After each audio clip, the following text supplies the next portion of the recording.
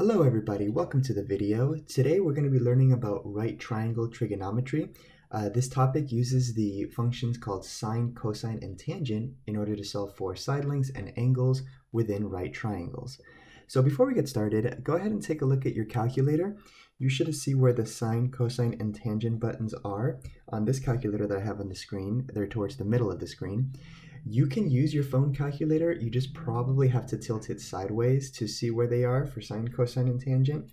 So if you have any questions about where they are, you can definitely email me, but you need these in order to figure out how to do right triangle trigonometry. So just make sure that you know where the sine, cosine, and tangent buttons are.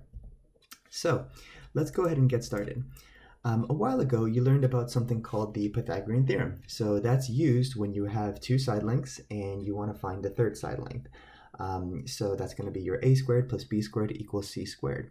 So right triangle trig actually also uses two pieces of information to find the third. But instead of two side lengths, it's actually this. It's a side length and an angle. So for example, by the end of the lesson here, you'll be able to figure out this problem. So that bottom part is 5, that small angle there is 2.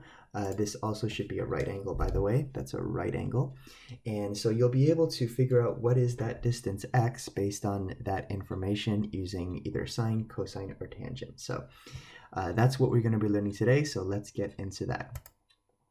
So here's the main notes for today. This is what the sine, cosine, and tangent are. So what they basically are ratios of side lengths. So that's why this is in the similarity unit, because all the triangles that have the same angles are all similar. So that means that the side lengths are all proportional. So take a look at the triangle that you see on the right-hand side. We have this symbol right here. We call that theta. It's a Greek letter that's usually used as a variable for angles, kind of like x is used for side lengths. And we also have some side lengths that are labeled. So as you guys know, the side across from the right angle is called the hypotenuse. The side across from theta is called the opposite side, and the side next to theta that's not the hypotenuse is called the adjacent side. So when you first do these problems, just identify what's the hypotenuse, what's the opposite, and what's the adjacent. And then based on the information that you're given, you're going to have to either use the sine, the cosine, or the tangent. So as you can see on the left-hand side, the sine is going to be the opposite over hypotenuse, cosine would be the ratio of adjacent over hypotenuse, and the tangent would be the opposite over adjacent. So you may have heard SOHCAHTOA before, and I want to talk about how that relates to this. So SOHCAHTOA is spelled like this. I kind of like to write it like this because it emphasizes the the ratio nature of these functions. So the S stands for sine, and then you have opposite and hypotenuse, and then the C stands for cosine, and so on and so forth. So this is kind of a good way to remember all these different ratios for sine, for cosine, and for tangent. Another thing I should mention is that in this slide here, if the angle is above here, the only thing that changes is the opposite and the adjacent. So as you can see here, the opposite side to theta would be right there. The adjacent side to theta would be right there, and then the hypotenuse is still across from there. So the only thing that changes, as you can see, is where the opposite and the adjacent are. So keep that in mind. Okay, so let's go ahead and try this problem here. Example 1. So here we have a right triangle. We know one of the angles is 47, and we know the one of the side lengths is 16, and we're trying to figure out the other side length A. So the first thing you should do for these problems is to label the side lengths.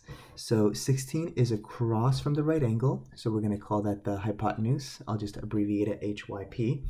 And A is across from the angle 47, so we're going to call that the opposite side, OPP. Now keep in mind that with respect to this 47, this is also the adjacent side, but we don't really need to write that because we're not trying to solve for it, and we don't know what that side length is. So it's really just about the opposite and the hypotenuse. So let's take a look right here. Which of these three trig functions deals with the opposite and hypotenuse? It's the sine, right? It's the sine one. So here's how to set up your equation. I'll do this in orange. So we have the sine of the given angle, 47. That's going to be equal to the opposite side, which is A, over the hypotenuse, which is 16. That's your equation. Now, what you guys have to understand is that the sine of 47 is just a ratio. In other words, we can turn it into a decimal. It's a number divided by another number. So the sine of 47 is actually going to be the following. So I'm going to change the mode to degrees because we're in degrees instead of radians. Radians is something else. So if you don't get this answer, you may have to change the mode on your calculator. Of course, let me know if you need help doing that. But anyway, so the sine of 47 is this decimal, 0.73, so on and so forth. So that's a decimal, it's just a number. So what it is we can do to solve for a is just multiply both sides by 16. So let's go ahead and do that. So we multiply by 16, multiply by 16, these two cancel out, and then we get that a is equal to 16 times the sine of 47. That is your answer, but we should, calculate what that answer is, like as a decimal. So I'm going to write down 16 times the sine of 47, close parentheses, and looks like we get about 11.7. So A is approximately equal to 11.7 units. All right. So that's the first example. Remember, we're identifying the side lengths, figuring out which trig function we need to use, set up your equation, and solve for the side length. Let's take a look at another example. Here we have that the angle is 67 and the side lengths are 18 and b. So once again, we're going to label the side lengths. B is across from the right angle. We're going to label that the hypotenuse.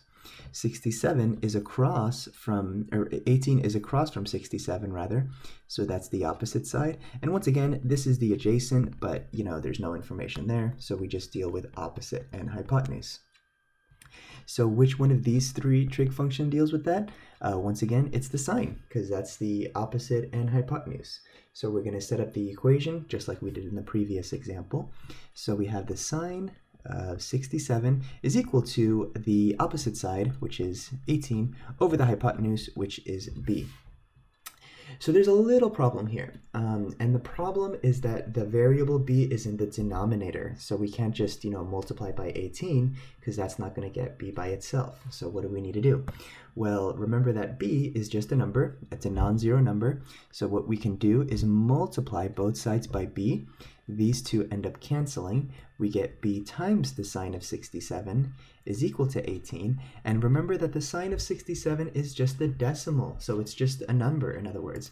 So what we can do is just divide both sides by the sine of 67 like this, divided by the sine of 67, divided by the sine of 67. These two cancel, and we can realize that b is equal to 18 over the sine of 67. Like that. Okay, so you're going to type that into your calculator and then figure out what b is. So let's go ahead and do that. We have 18 divided by the sine of 67 degrees, close parentheses, and we get approximately 19.6. So I'll write down, excuse me. There we go, 19.6 degrees. So that's your solution. All right. So once again, we identify the side lengths, figure out which trig function we need to use, set up your equation, and solve for the variable. Okay, so let's take a look at our third example here. So once again, we have a right triangle, and we have that the angle is 50 degrees, one of the side lengths is 16, and the other one is c. So question now is, which trig function do we need to use? So let's identify our side lengths. So c is the hypotenuse, it's across from the right angle. 16 is actually now the adjacent side, right? So it's next to 50 degrees, but not the hypotenuse. And the opposite side is on the top, but there's no information there. So which one of these three trig functions deals with adjacent and hypotenuse? That's going to be your cosine function. So now we're going to write the cosine of 50 degrees. The cosine of 50 degrees is equal to the adjacent side, which is 16, over the hypotenuse, which is c. All right. So now we're going to go ahead and solve for c, once again by multiplying both sides by c and then dividing by the cosine of 50. So basically what's going to happen is that the cosine of 50 and c are going to switch places, kind of like they did right here.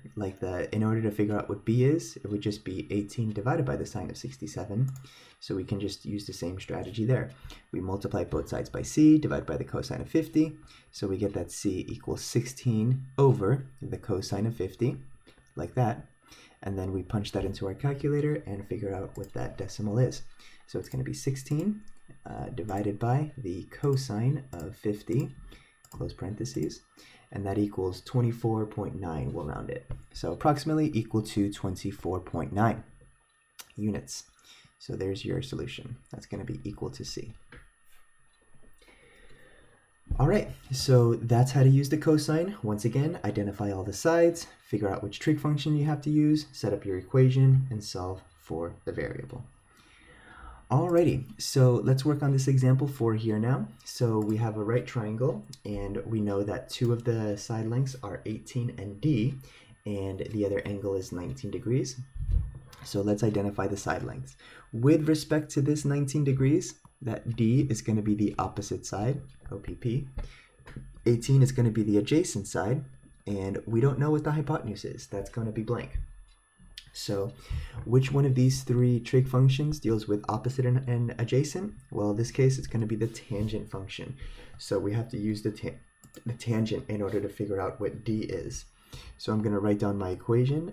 Tangent is equal to 19.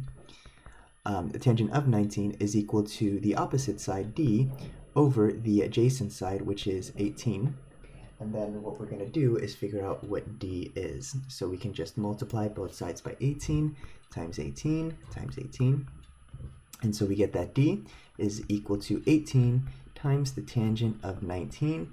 And at this point, we can just take our calculator and approximate what d is. So that's going to be equal to approximately 18 times the tangent of 19, close parentheses, and that equals approximately 6.2. So it's going to be approximately equal to, approximately equal to 6.2. All right. Okay, so that's using sine, cosine, and tangent. Let's go ahead and wrap up with an application problem here, okay?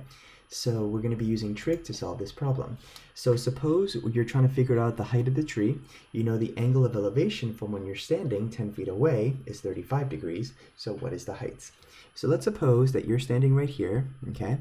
And you're standing 10 feet away. And as it mentions, the angle of elevation is 35 degrees.